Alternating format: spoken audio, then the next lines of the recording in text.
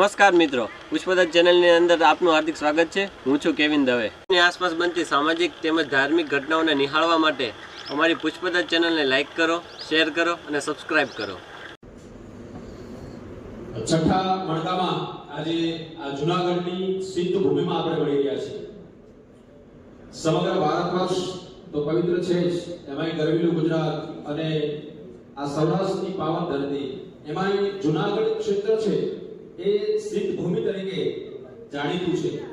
એવી સિદ્ધ ભૂમિમાં, તપોભૂમિમાં શિક્ષણ ક્ષેત્રમાં ખૂબ સમર્પિત ભાવથી ઉત્તમ કામ કરનાર એવા સારસ્વતો અહીંયા નજર સમક્ષ દેખાય છે। ત્યારે રાજીપા સાથે ગુજરાત શૈક્ષણિક સાંસ્કૃતિક મંચ વતી આપ સૌને હું આવકારું છું।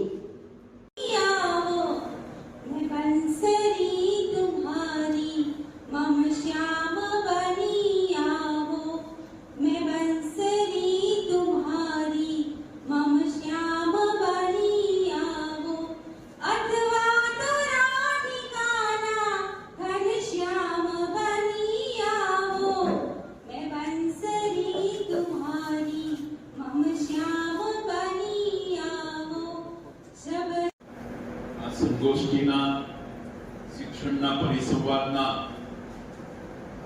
ઉદ્ઘાટન બેઠકમાં ઉપસ્થિત માનનીય કુલપતિ સાહેબ શ્રી ડોક્ટર ચેતનભાઈ ત્રિવેદી સાહેબ, બોડેલી કોલેજના આચાર્ય અને બાજુની આપણી શાળા છે વિઝન સ્કૂલ ઓફ સાયન્સ, એમના સંચાલનમાં જોડાયેલા એ ડોક્ટર હસમુખભાઈ પટેલ સાહેબ, આ સંસ્થા જ્યાં આપણે બેઠા છીએ જે પરિસરમાં આપણે એમનું સવારથી આતિથ્ય માણી રહ્યા છીએ, એવી વિશ્વગ્રામ સંસ્થાના સંચાલક શ્રીઓ માનનીય સોરઠિયા સાહેબ, માનનીય અનિલભાઈ સાહેબ, અને આપણી દ્વિતીય બેઠકમાં જેમનું ખૂબ મોટું સંત સાહિત્યમાં યોગદાન છે,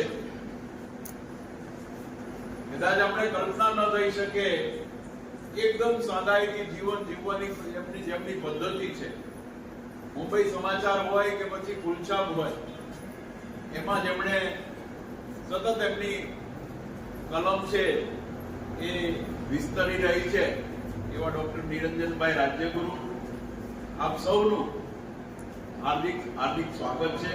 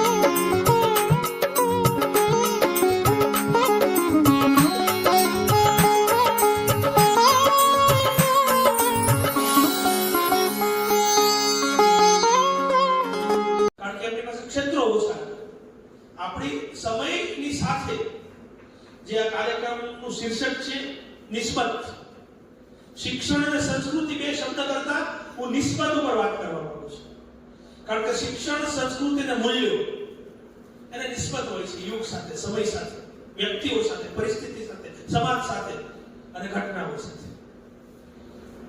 કાર્યક્રમમાં આવવાનું કારણ મુખ્ય એવું છે કે ગઈ વખતે આ કાર્યક્રમમાં આવવા માટે મેં હા પાડી હતી. કોઈ કારણસર હું આવી શકતો નથી. મારો એક નિયમ છે, હું હા પાડું તો જાઓ અને જાઓ, અને લગભગ તો ના જ પાડો. એ વખતે આવી શકતો નહોતો.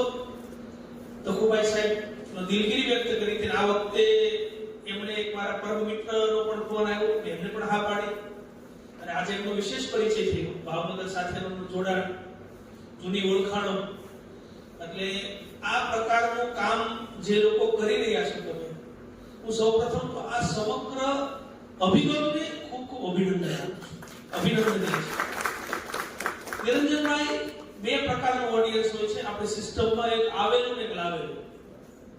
અમારે સરકારના મોટા ભાગની સિસ્ટમમાં તમે જાણો છો ઓડિયન્સ લાવેલું. આ કોઈ ઓડિયન્સ લાવેલું નથી, આ ઓડિયન્સ સ્વયંભૂ આવેલું ઓડિયન્સ. એનો આનંદ મંચ પર જ્યારે બિરાજમાન હોય, જેણે ભજન ની અંદર પોતાનું જીવન સમર્પિત કરી દીધું, ખુલ્લા પગે ટેપ રેકોર્ડર લઈ, રાજદૂત ભડભડિયું લઈ, ગામ સુધી ભજનની પરંપરા, ભજનના પ્રકારો. હું તો વર્ષોથી 1998માં બોટાદ કોલેજમાં જ્યારે અધ્યાપક હતો અને અમારે ત્યાં ઉપેન્દ્રભાઈ દવે અને વિનોદભાઈ જોશી દ્વારા એક કાર્યક્રમ થયો હતો, ત્યારથી એમને પ્રેમ કરું છું અને હજી એમને પ્રેમ કરું. એમને સાંભળવા હકીકતમાં મેં ઘણા બધા લોકોને સાંભળે છે. એમની પાસે શબ્દ પણ છે, સૂર પણ છે, અને ઓડિયન્સને પારખવાની શક્તિ પણ છે. ત્રણેય વસ્તુ જ્વલ્ય જ બને છે. કારણ કે વિદ્વાન લોકો હોય તો એની વિદ્વત્તા યુધિષ્ઠિરના રથની જેમ ચાલતી હોય. ઘણીવાર નિરંજનભાઈ કહેતા હોય કે લેખ લોકો લખે તો ભાઈ થોડુંક તો બદલો, એવું પણ થતું હોય છે. તો આવા નિરંજનભાઈ આપણી વચ્ચે ઉપસ્થિત છે, એનો આનંદ છે. ડોક્ટર કોરાટ પ્રિન્સિપાલ, એમને આજે મળવાનું થયું. આ સંસ્થાના ટ્રસ્ટી કાવાણીજી, આ સંસ્થામાં પગ મૂકતા જ મને એવું લાગ્યું એક પવિત્ર સંસ્થાનો ભાવ થયો. સારું વાતાવરણ, એમને જૈનિશ વગેરે, એમને હું અભિનંદન એટલે આપું છું કે આજે શિક્ષણ સંચાલકોને લોકો માફિયા તરીકે ગણે છે. શૈક્ષણિક સંસ્થા એટલે કે ફી ઉઘરાવવી, પણ તમે આ શિક્ષકોનો જે જ્ઞાન યજ્ઞ છે, આ જ્ઞાન યજ્ઞને તમારા પરિસરમાં આવવા માટેની સંમતિ આપી, તમે આ સેવાનો મોકો લીધો, એ બદલ તમને પણ ખૂબ ખૂબ ધન્યવાદ આપું છું.